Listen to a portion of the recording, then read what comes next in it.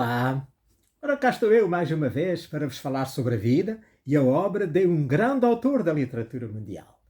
O meu nome é Sebastião Barata e hoje vou falar-vos de Stendhal, que foi um escritor romântico-realista francês, nascido em Grenoble em 1783 e falecido em Paris em 1842. Os seus romances O Vermelho e o Negro, ou O Vermelho e o Preto, e A Cartucha de Parma fizeram dele, ao lado de Gustave Flaubert, Victor Hugo, Honoré de Balzac e Émile Zola, de todos eles eu já falei nestes meus programas, um dos grandes romancistas franceses do século XIX. Henri-Marie Beyle, mais conhecido como Stendhal, nasceu em Grenoble a 23 de janeiro de 1783, filho de Quérubin Beyle e Henriette Gagnon. Teve duas irmãs mais novas, Pauline e Zenaide. Em 1790, com 7 anos de idade, Henri ficou órfão de mãe e, como não se dava bem com o pai, aumentou a sua predisposição para a solidão. Transferiu o seu afeto para o avô materno, o Dr. Gagnon, que o incentivou a ler. Em 1792, o pai encarregou o abade Réan, um padre jesuíta, da educação de Henri, que, nos 4 anos seguintes, sofreu sob a tirania do Réan. A sua crença em Deus e na monarquia, já abalada desde a morte da sua mãe, resultou em ateísmo e no desprezo do regime monárquico, que eram o apanágio da sua família. Abertamente republicano, acolheu com entusiasmo a proclamação da República em 1792 e a execução do rei Luís XVI no início de 1793.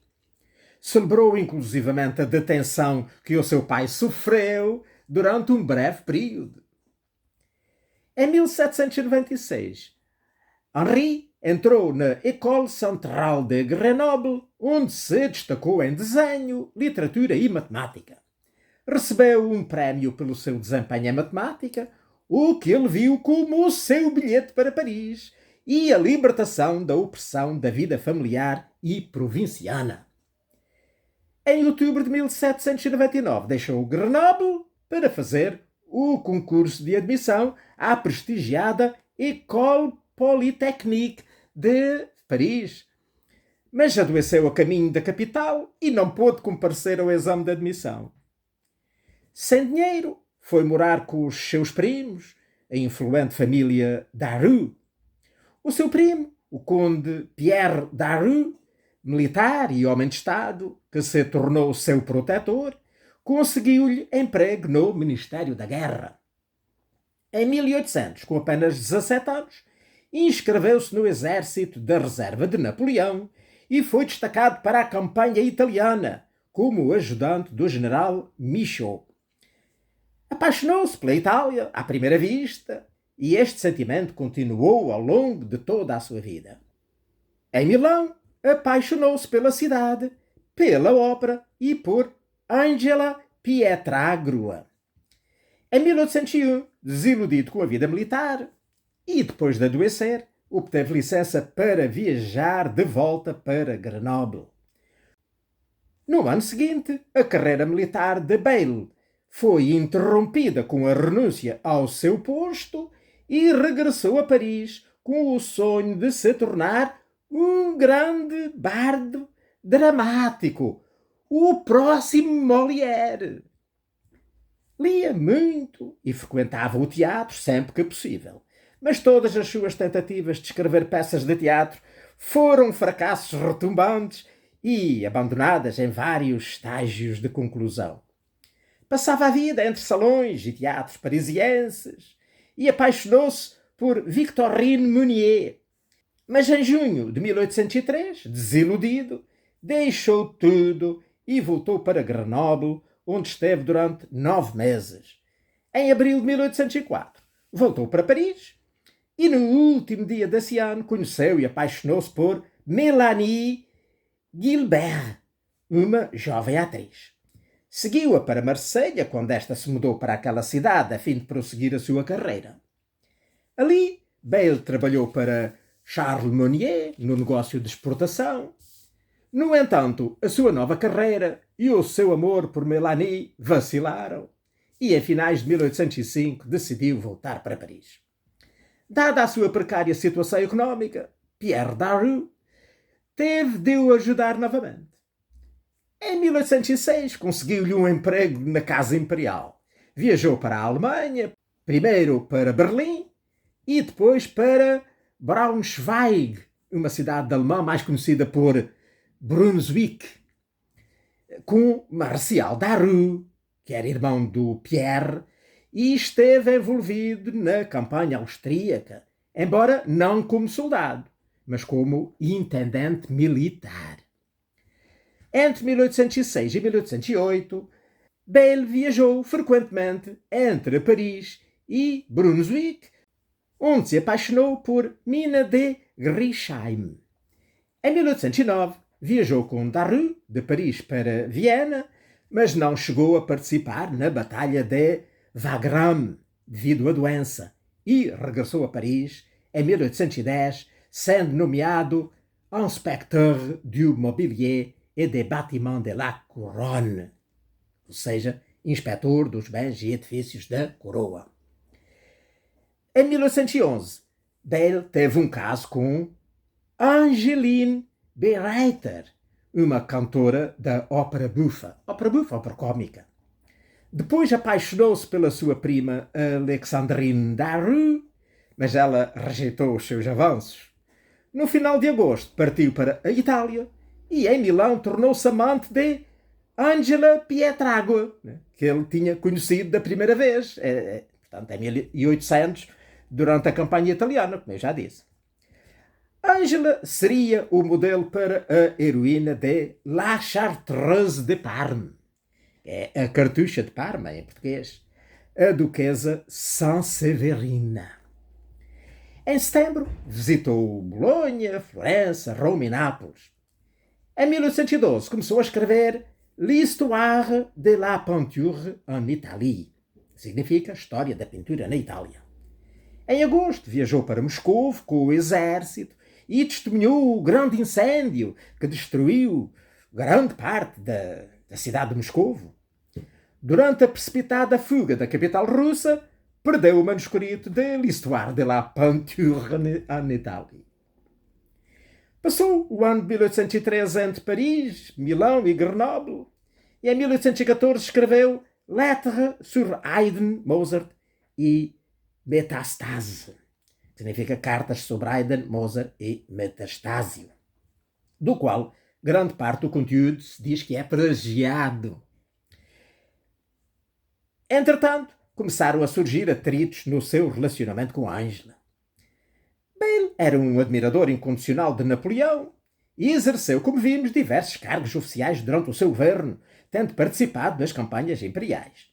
Quando Napoleão foi derrotado na Batalha de Waterloo, em 1814, Bale considerou-a uma derrota pessoal. Rompeu com Angela, exilou-se na Itália e fixou residência em Milão, onde viveu nos 7 anos seguintes.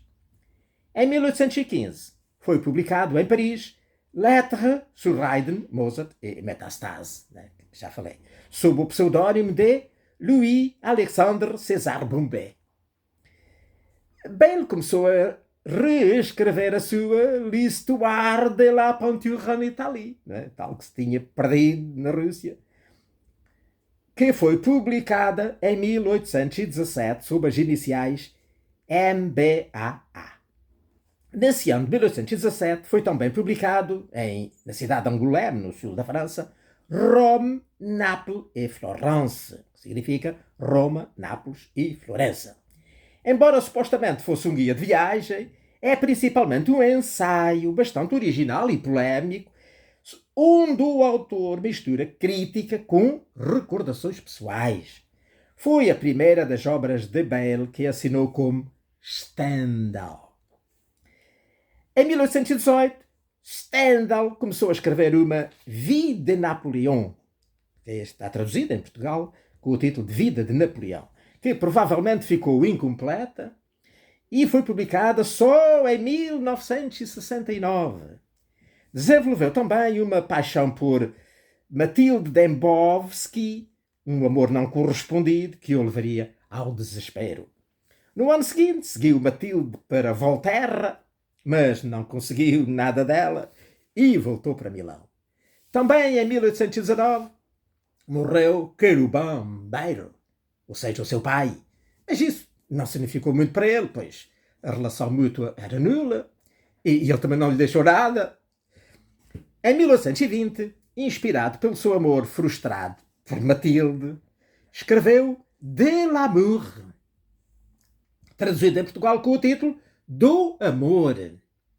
Um ensaio sobre o amor, baseado em grande parte na sua própria experiência, no qual exprimia ideias bastante avançadas.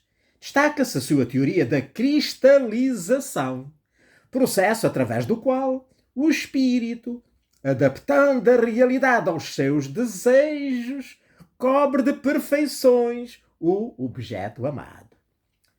Enviou o manuscrito de Milão para Paris, onde depois viria a ser publicado em 1822.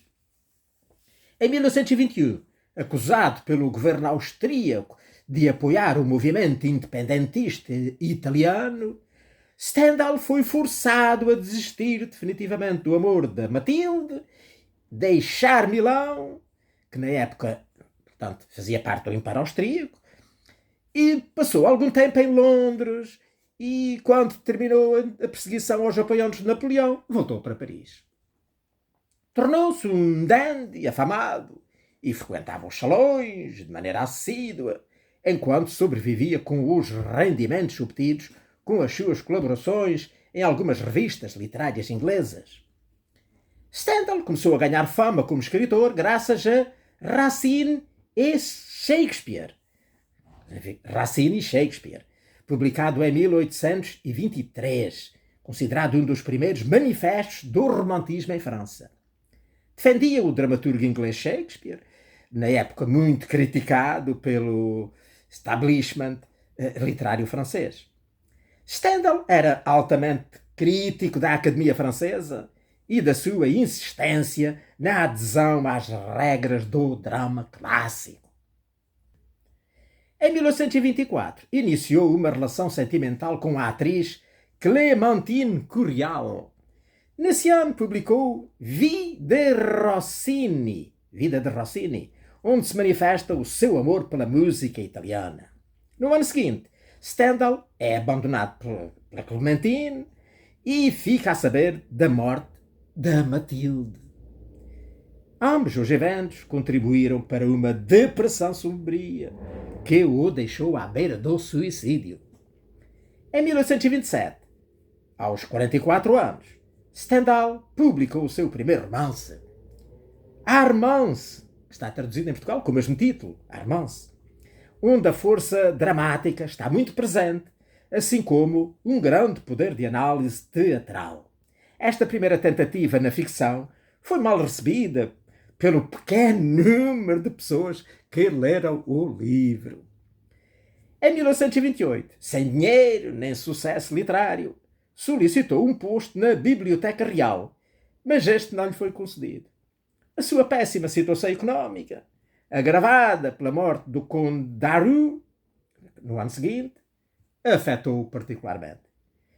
Voltou para a Itália e em 1829 publicou Promenade dans Rome, significa passeio em Roma, outro suposto guia de viagem, e também a novela Vanina Vanini, esta sim traduzida em Portugal com o mesmo título, Vanina Vanini. Este período difícil da sua vida foi superado em 1830, graças à nomeação para o cargo de cônsul francês em Trieste, no nordeste da Itália. Porém, o governo de Viena recusou a sua nomeação, ainda o considerava um espião, lembram-se? E o governo francês nomeou cônsul em Civitavecchia, que era um estado papal perto de Roma, cargo que ele ocupou durante os 10 anos seguintes. Em Civitavecchia, o Stendhal entregou-se de alma e o coração à literatura. Em 1830 apareceu a sua primeira obra-prima, Le Rouge et le Noir, o vermelho e o preto, ou o vermelho e o negro, como queiram. Uma crónica analítica da sociedade francesa na época da Restauração, na qual Stendhal representou as ambições da sua época e as contradições da emergente sociedade de classes, destacando sobretudo a análise psicológica das personagens e o estilo direto e objetivo da narração. Eu depois falarei mais em pormenor, dado que li esse livro esta semana, e depois desenvolverei mais à frente. Em Civitavecchia, isolado e longe da intensa vida parisiense, Stendhal encontrou muitos obstáculos à sua escrita. Nos primeiros anos, iniciou a escrita de vários livros, mas não foram acabados. Ou então foram, mas foram julgados impublicáveis devido ao seu teor. No entanto, alguns deles estão traduzidos em Portugal. Por exemplo, Molière, Shakespeare, La Comédie et le Rire, em Portugal tem o título Do Riso e Outros Ensaios. Lucien Leven, que é o mesmo título em português. La vie de Henri Brulard, Vida de Henri Brulard, e Les Roses et les Verts, O Rosa e o Verde, em Portugal. Finalmente, em 1938, foi publicado Mémoires d'un touriste, Memórias de um Turista. A nova palavra turista, do texto e do título, vem do inglês, que foi ele que importou de tourist, do inglês tourist, e fez de Stendhal o primeiro turista da literatura francesa. Este livro é mais uma descrição dos estados de espírito e das memórias do viajante do que um guia de viagem, como aliás os anteriores guias, pretensamente guias de viagem. Em finais de 1938, durante uma longa licença em Paris, escreveu em 2 meses La Chartreuse de Parme, a Cartucha de Parma, em português, que seria publicado no ano seguinte. A sua publicação foi quase ignorada, exceto pelo Balzac, que saudou o livro como uma obra de gênio.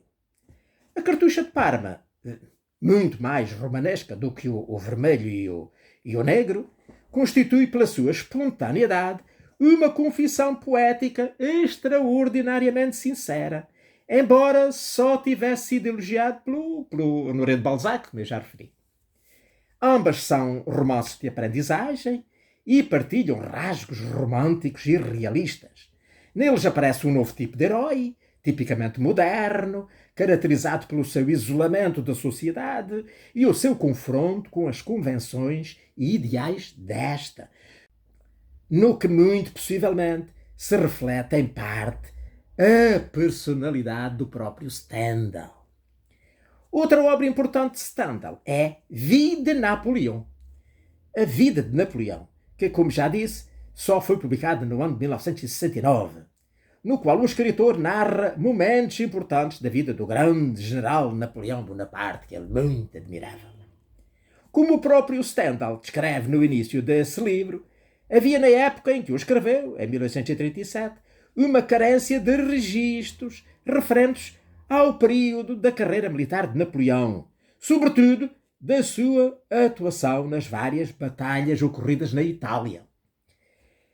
Dessa forma, e também porque o Stendhal era um admirador incondicional do estadista, como já disse, a obra dá prioridade à emergência de Bonaparte no cenário militar entre os anos de 1796 e 1797, lá então nas tais batalhas italianas. Depois da Cartucha de Parma, publicou no mesmo ano de 1839 Chronique Italienne, também traduzida em Portugal, Crónicas Italianas, supostamente uma coleção de contos traduzidos de manuscritos italianos do período renascentista que o Stendhal tinha descoberto. Portanto, não sabemos se são, de facto, isso ou são originais dele. Em 15 de março de 1841, Stendhal teve um ataque de apoplexia e, devido ao seu estado de saúde, recebeu autorização para deixar Civitavecchia e voltar para Paris no dia 21 de outubro.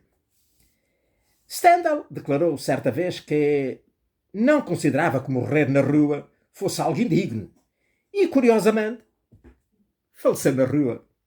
No dia 22 de março de 1842, teve outro ataque de apoplexia na rua em Paris e foi levado para o seu apartamento no número 78, na rue Neuve de Capucine, mas faleceu daí a pouco, às 2 da manhã do dia seguinte, dia 23 de março de 1842.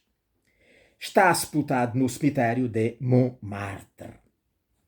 Stendhal não concluiu a sua última obra, La Miel, que foi publicada depois da sua morte, no ano de 1889. O reconhecimento da obra de Stendhal, como ele próprio previu, só se iniciou cerca de 50 anos após a sua morte. Conhecido pelos seus trabalhos de ficção, Stendhal é um dos mais originais e complexos escritores franceses da primeira metade do século XIX. Nos seus romances aborda jovens com aspirações românticas de vitalidade, força de sentimento e sonhos de glória. Os seus romances foram classificados como psicológicos na medida em que mostram personagens em constante conflito entre as suas verdadeiras intenções e as máscaras sociais necessárias para conseguir alcançar os seus objetivos.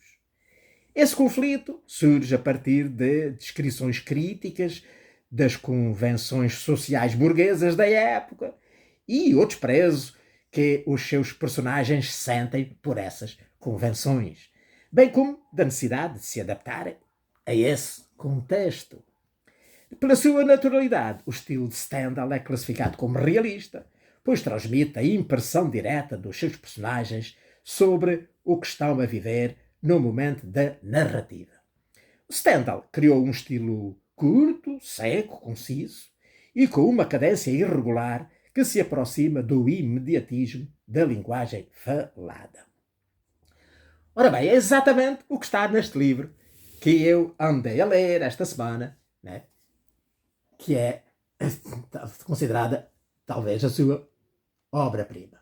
Que nesta edição, que é muito antiga, tem o título O Vermelho e o Preto, mas que nas edições recentes, talvez saibam porquê, passou a ser O Vermelho e o Negro. Ora bem, eu vou então desenvolver e verão que de facto aquilo que eu disse está aqui refletido neste livro. O Vermelho e o Negro é uma das obras mais emblemáticas de Stendhal. Situado na França pós-napoleónica, destaca-se pela análise psicológica profunda das personagens e pelo retrato crítico da sociedade da época. A narrativa centra-se em Julien Sorel, um jovem ambicioso, filho de um carpinteiro, que procura ascender socialmente através do talento, da inteligência e de uma certa frieza calculista. Embora haja outras opiniões, a explicação mais coerente para o título do romance é o dilema de Julien Sorel, dividido entre a carreira militar, o vermelho do sangue, não é? O vermelho, e o caminho eclesiástico, ou seja, o negro da batina sacerdotal. O personagem luta entre paixão, ambição e moralidade. O romance acompanha a trajetória do Sorel, desde o pequeno vilarejo de Verrières até aos salões aristocráticos de Paris, explorando as oportunidades e as armadilhas que o destino lhe reservava. Julien Sorel é uma das personagens mais complexas da literatura francesa. O seu caráter oscilante entre a ingenuidade e o cinismo, entre o idealismo romântico e o pragmatismo frio e calculista, torna-o fascinante e imprevisível. Acredita que, dada a sua origem, só pode ascender socialmente através da carreira eclesiástica. Mas não desdenha o apoio da alta burguesia e da nobreza para conseguir atingir os seus fins. Outra personagem central do romance é Madame de Renal, a senhora de idade madura, que foi a sua primeira amante, que simboliza a inocência e a culpa burguesa. Mathilde de La Mole, a jovem e segunda amante de Sorel, representa o orgulho aristocrático e a rebeldia juvenil. Este triângulo amoroso é o reflexo dos conflitos sociais e políticos da época, dividida entre os revolucionários e os conservadores, ou seja, entre os apoiantes da República e os apoiantes da monarquia. Stendhal utiliza o vermelho e o negro para criticar a hipocrisia, a corrupção e o conservadorismo da sociedade francesa do início do século XIX. A oposição entre o vermelho e o negro remete para a tensão entre o mundo militar e o religioso, entre o povo e a nobreza, mas também representa os dilemas internos do Julien, também dividido entre coisas boas e coisas más. Né? O estilo de Stendhal é direto, irónico e muitas vezes introspectivo, com uma notável capacidade para analisar as motivações e os sentimentos das suas personagens. O autor recorre com frequência ao monólogo interior, antecipando técnicas que viriam a ser exploradas por outros autores depois no século XX. O Vermelho e o Negro é considerado um dos primeiros romances psicológicos da literatura europeia, que influenciou autores como o Flaubert, o Dostoiévski, o Proust, por exemplo. Para além da crítica social, Stendhal oferece uma reflexão intemporal sobre as ambições humanas e o preço a pagar quando se quer agir de acordo com as suas convicções no mundo regido por convenções de caráter religioso, social e político. Quantas vezes a ter de escolher entre a vida e a morte? Há no romance muito de caráter autobiográfico. Stendhal ousa espelhar em Julien Sorel muito de si próprio, nomeadamente a sua dificuldade em manter relações amorosas duradouras e, de modo especial, a coragem de ser um bonapartista quando o regime de Napoleão tinha caído e a monarquia havia sido restaurada, o que lhe valeu um longo exílio na Itália, como eu expliquei lá atrás. Em resumo, ler O Vermelho e o Negro, ou o Preto, como quisermos, é entrar num universo onde a paixão se entrelaça com a política e onde cada escolha tem consequências profundas. Stendhal convida o leitor a questionar as motivações pessoais e os valores sociais numa escrita que permanece atual, vibrante e provocadora 2 séculos depois de ser escrita. Esta obra-prima é indispensável para quem deseja conhecer a literatura francesa, mas também para quem procura compreender a complexidade da alma humana. E pronto, olha, por aqui me fico. Espero que tenham gostado desta conversa de hoje sobre Stendhal, o grande autor francês do século XIX que revolucionou a literatura francesa. Espero que Deus me dê vida e saúde para continuar a fazer estes programas e assim poder cá voltar na próxima semana para vos falar sobre a vida e a obra de outro grande autor da literatura mundial. Ora, passem muito bem!